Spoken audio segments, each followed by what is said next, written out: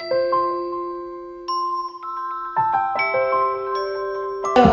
name is Linda Martinez-Truax, and I'm the mental health counselor here for Oxnard College. As part of the $19 health fee that you all paid, each one of you is given 5 sessions per semester for mental health counseling. So when you think of the word or hear the word mental health, what tends to come up in your mind automatically? Crazy? What else? Depressed? Okay, what about the term mental illness? Is that different than the word mental health? Because what you're talking about is actually mental illness. When we talk about mental health, we're talking about the whole encompassing mental health, as in just like physical health, what we do to help our mental health.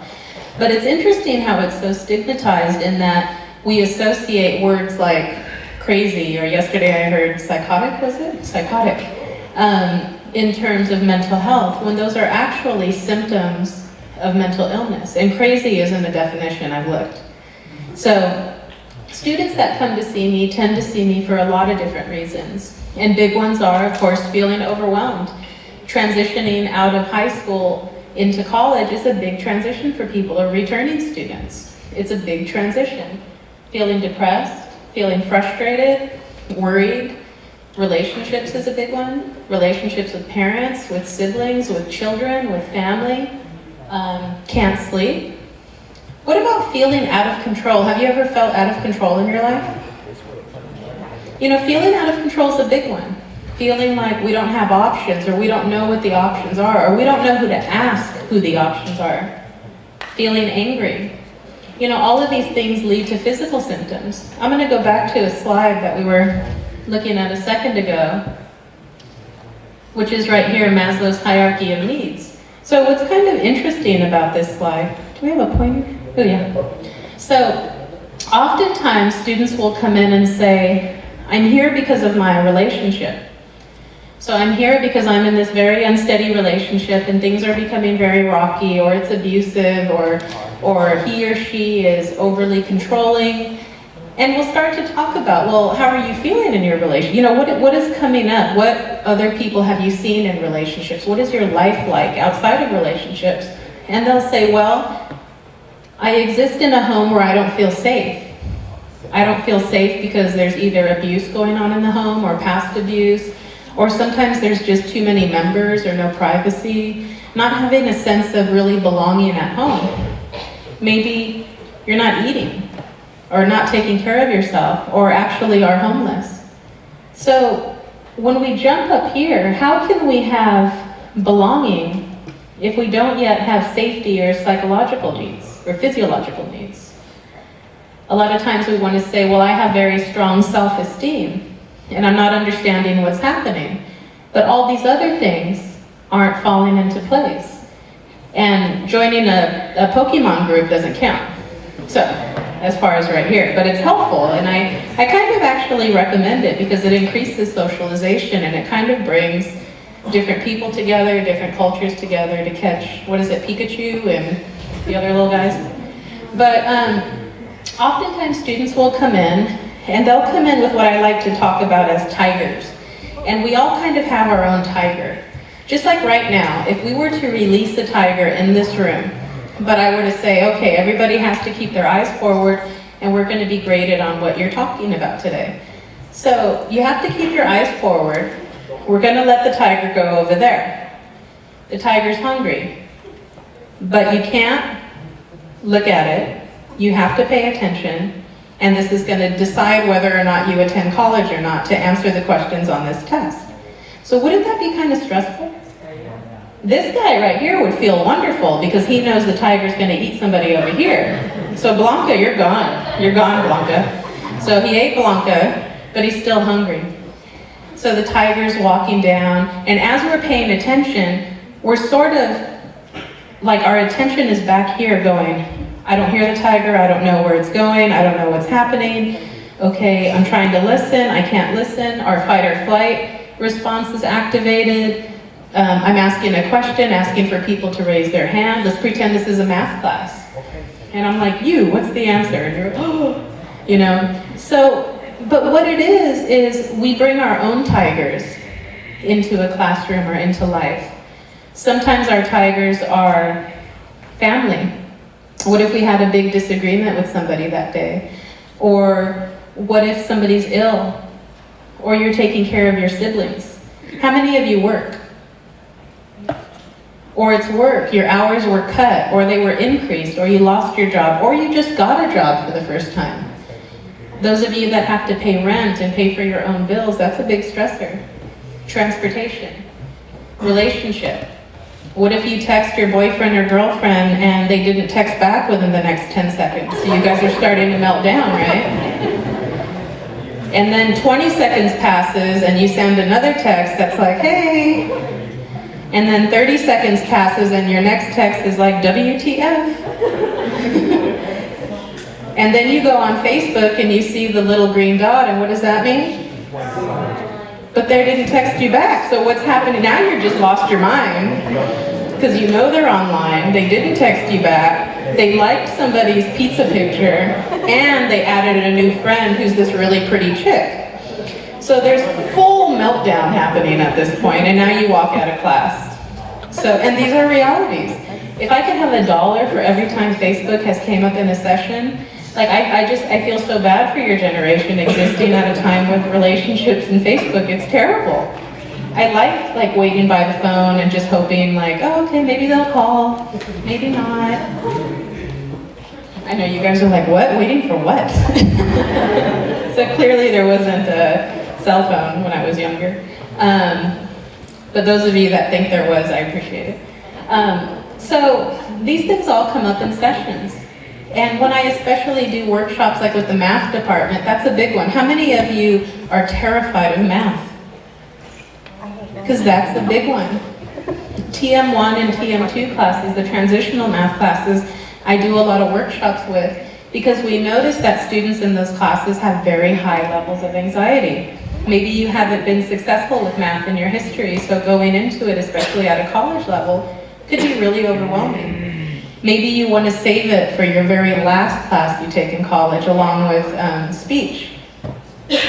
I don't really recommend it, but hey, some of us do it. Or speech class. How many of you are terrified of speech class? You know, a question I like to ask is, what is the worst that can happen? People laughing at you. What is it? People laughing.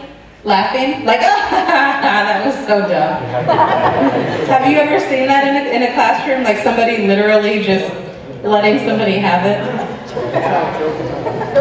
Yeah? To stutter?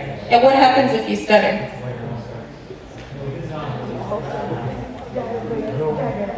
So, if you were watching a speech and you saw that somebody started stuttering or shaking or worrying, would you not have compassion for that person, thinking, yeah, I get it, dude, I'm totally nervous too? You know, we tend to not realize that others are for us and not against us, that are actually cheering us on versus finding out what's wrong with us.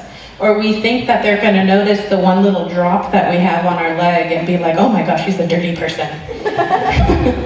So what I want to do today is open up to you guys, you know, to utilize the services, to utilize the psychological counseling, to come in, and you know the biggest reason that people come in, thank you, is they just want somebody to talk to.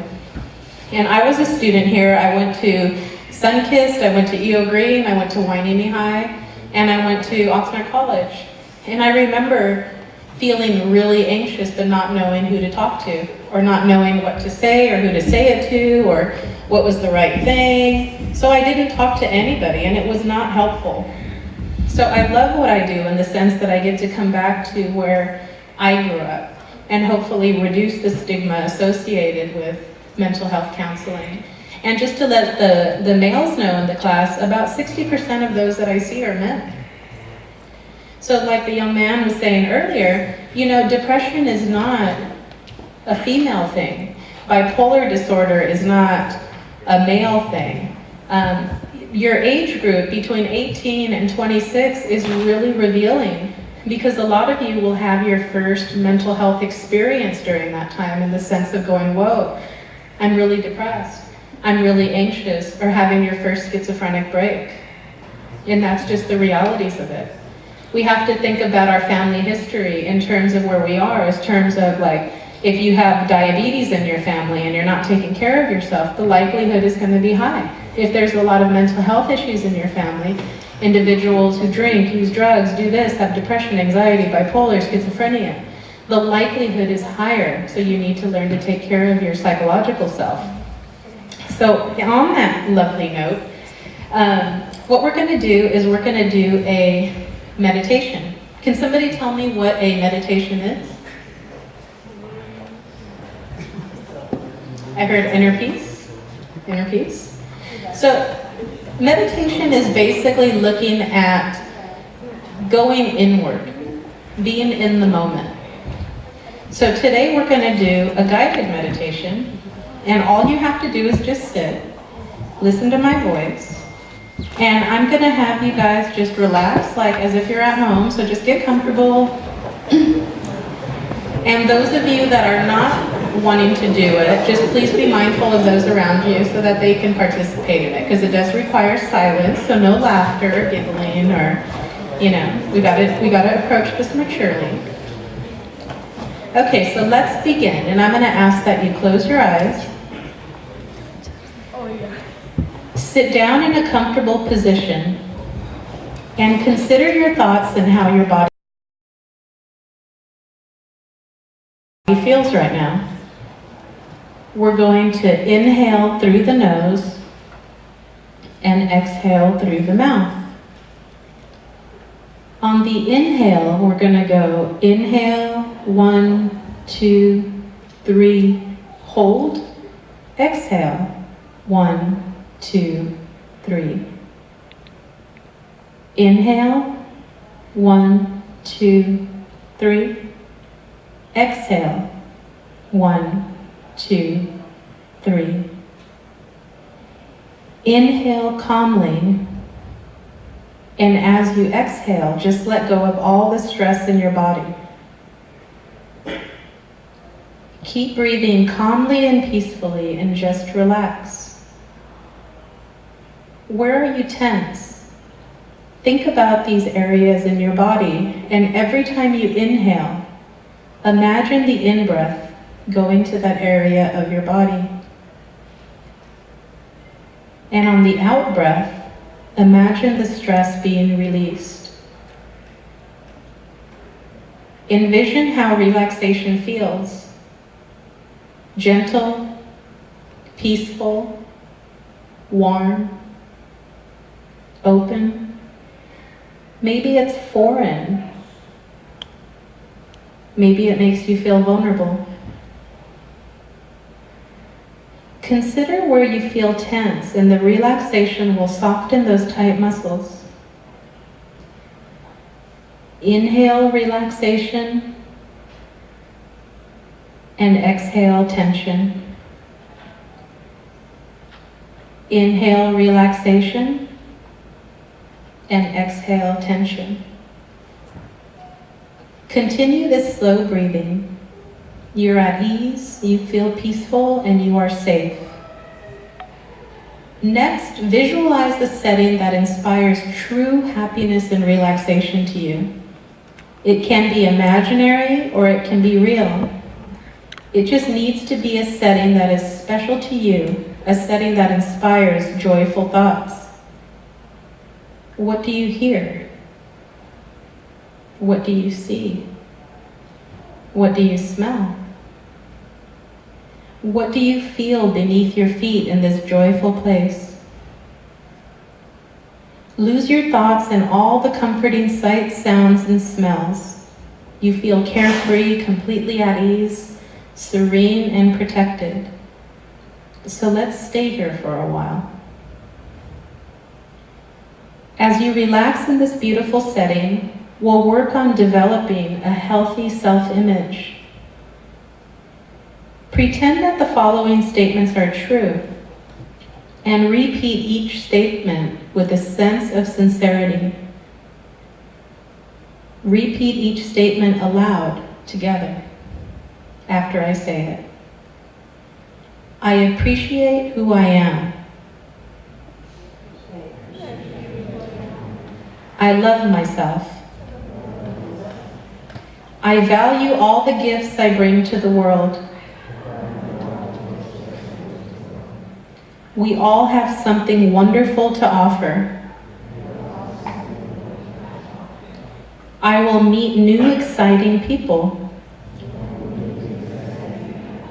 It is okay to ask for help. It is okay to be nervous. I am a capable student. So as I make these statements, believe that they are true and love how confident and strong you feel right now. As I make these statements, take them in. Take them in to be your very own. And here's the next statements. Today I am confident. I like who I am, and it's okay that I'm not perfect. I'm prepared to take on whatever comes my way. No one is perfect. I'm excited about this next chapter of my life. Today is the first day of the rest of my life. I'm going to make the rest of my life the best of my life.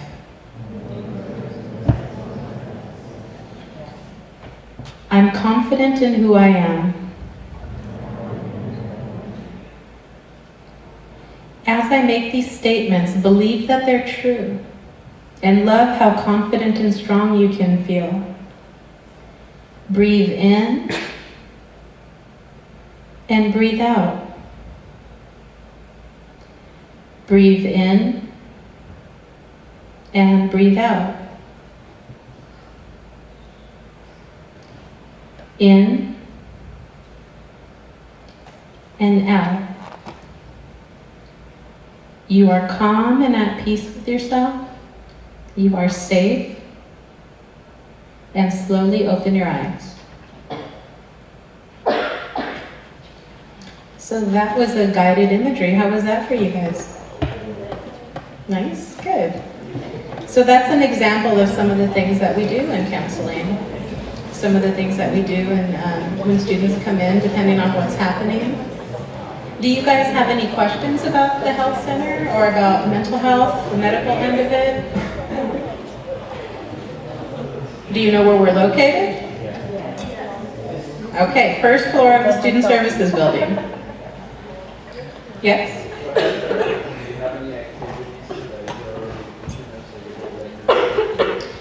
For our health fair week, which is going to take place.